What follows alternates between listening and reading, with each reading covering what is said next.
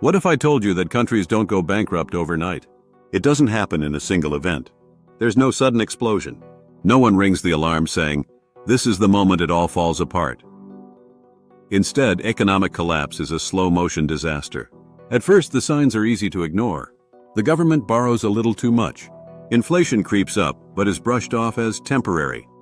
Politicians reassure the public that everything is fine. But then suddenly, the system reaches its breaking point. Banks collapse. Savings are wiped out. People wake up to find their money worthless. By the time the majority realizes what's happening, it's already too late. Because every economic collapse follows the same 5 stages. And today, we're going to break them down. Stage 1, the debt spiral, the beginning of the end. Every major economic collapse starts the same way, with a government that spends more than it earns. At first, it seems harmless. The country is growing and borrowing feels easy. Leaders promise infrastructure projects, social programs, tax cuts, things that win votes. To cover costs, the government borrows money. And since economies don't collapse in a day, this phase can last for years, even decades. Politicians tell people, debt isn't a problem, we'll grow our way out of it. Central banks keep interest rates low to encourage more borrowing. The public is kept in the dark, thinking everything is normal. But the problem? Debt doesn't just disappear. Interest payments start growing, eating up a larger share of government revenue. Taxes must rise to keep up with spending. Foreign lenders start worrying about whether they'll ever get their money back. At first, everything looks stable on the surface. But beneath it, the cracks are already forming. And as debt grows faster than the economy, the government enters the second stage, the beginning of public distrust. Stage 2, the trust crisis, when people start to panic. Every economy runs on one critical thing: trust. Trust that the currency has value. Trust that banks will protect savings. Trust that the government knows what it's doing. But when a country's debt gets too high and inflation starts rising, that trust begins to crumble. Investors start selling off government bonds. Citizens notice that everyday items cost more. Confidence in the economy starts slipping, but politicians deny the problem. This is when the first real warning signs appear. Stock markets become volatile. Banks tighten lending, making it harder for businesses to grow. People start quietly moving their money to safer assets: gold, foreign currencies, real estate.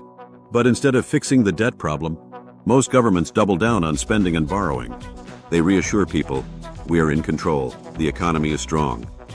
But beneath the surface, the system is becoming dangerously fragile. And when the government can no longer hide the cracks, they resort to the most dangerous tool of all, printing money. And that's where the real disaster begins. Stage 3, the money printing trap. The government's last desperate move. At this point, the government is out of options. Borrowing more money? Lenders demand higher interest rates or refuse to lend at all. Raising taxes? That would crush businesses and anger the public. Cutting spending? Politically impossible. It would mean job losses, riots, and political suicide. So they turn to the easiest short-term fix, printing more money. At first, it looks like a miracle solution. More money flows into the system. The government pays off debts without borrowing. Wages rise slightly, making people think the economy is recovering. But behind the scenes, this is the beginning of hyperinflation. The more money is printed, the less it's worth. Prices start rising faster than wages. People realize that their savings are losing value every day. The government claims, "Don't worry, we have this under control." But the truth? No country in history has ever printed its way out of financial collapse. And when people stop trusting their own currency, the entire economy starts falling apart. Stage 4, the death of the middle class, when society starts to break down. At this stage, inflation is out of control. Everyday essentials cost double or triple what they did months ago. Businesses shut down because they can't afford rising costs. Salaries can't keep up, and savings are wiped out. The middle class, the foundation of any stable society, collapses. People take on multiple jobs just to survive. Families sell belongings to afford food and rent. Retirees watch their lifelong savings disappear overnight. And when people can't survive on their wages, they start demanding radical solutions. Protests erupt. Strikes shut down industries. Crime skyrockets as people become desperate. This is the tipping point. Because once people lose faith in their currency, their government, and their financial system, the entire economy crumbles. And that leads us to the final, most devastating stage of all, total collapse. Stage 5, the breaking point, when an economy officially fails. This is where everything falls apart. The currency is no longer usable. People refuse to accept it. Banks shut down or freeze accounts. The government enforces capital controls, stopping people from withdrawing their money. At this stage, citizens lose everything. Imports stop because foreign countries don't trust the local currency. Businesses collapse, unemployment soars, and survival becomes the priority. In the worst cases, governments fall and nations spiral into anarchy. At this point, there are only three possible outcomes: a complete government reset, debt is erased, and a new system is created. 2. A foreign bailout. Other countries step in, but with massive restrictions. 3. Total collapse into chaos, as seen in Venezuela, Zimbabwe, and Weimar Germany. For most people, there is no recovery. The damage is done. Can economic collapse be prevented? History shows that governments rarely act until it's too late. They ignore early warning signs. They print money instead of fixing real problems. They reassure the public until collapse is unavoidable. But those who see the warning signs early can protect themselves. Diversify assets. Avoid keeping all wealth in one currency. Invest in things that hold value: gold, real estate, international assets. Because the truth is, no economy lasts forever. And the only way to survive is to see the collapse before it happens. At this point, we've seen how governments push themselves into financial ruin step by step. First, they drown in debt, ignoring the long-term consequences. Then trust in the system begins to erode, and investors start pulling their money. In desperation, they print money, igniting runaway inflation.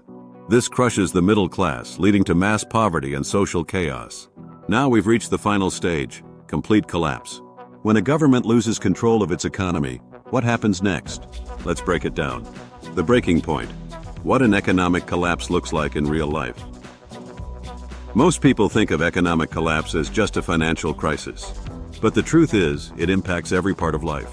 When money loses value and trust in the system is destroyed, society itself starts breaking apart. Here's what happens when a country enters full collapse.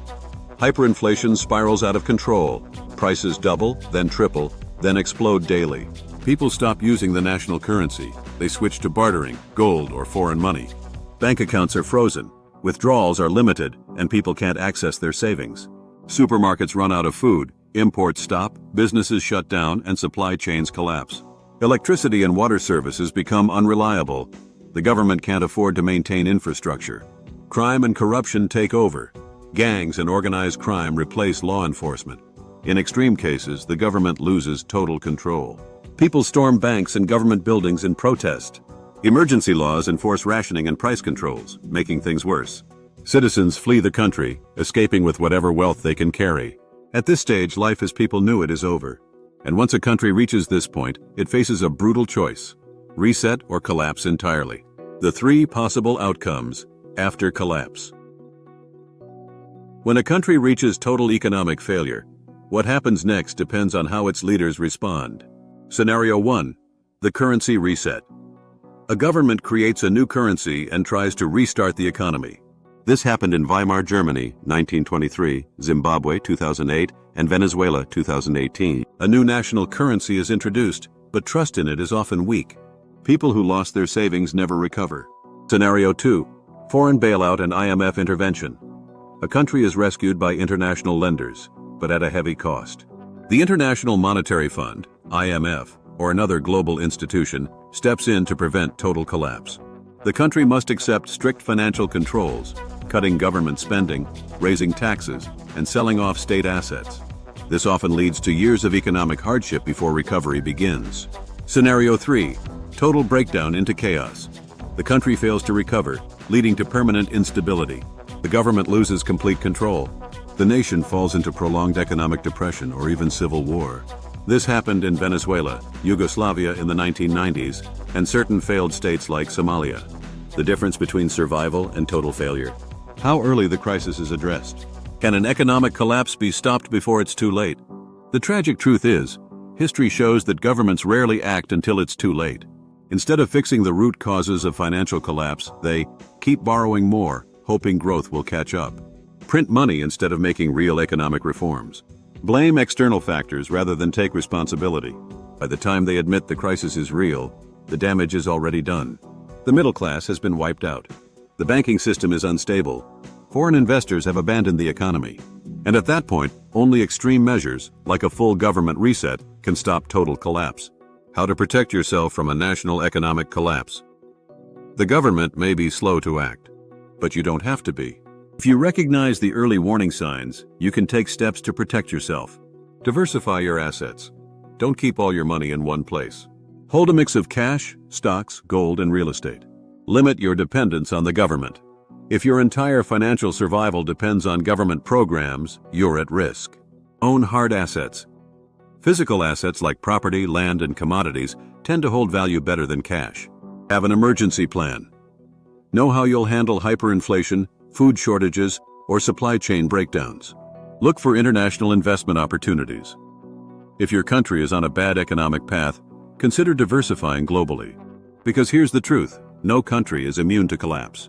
Every major superpower has faced financial disaster at some point. Some recovered, others didn't. And history shows that the people who survive economic collapse aren't the ones who wait for their government to fix it. They're the ones who see it coming and take action early. Like and subscribe for more insights on global finance, economic history, and wealth protection strategies. Do you think any countries are currently heading toward collapse? Let's discuss in the comments.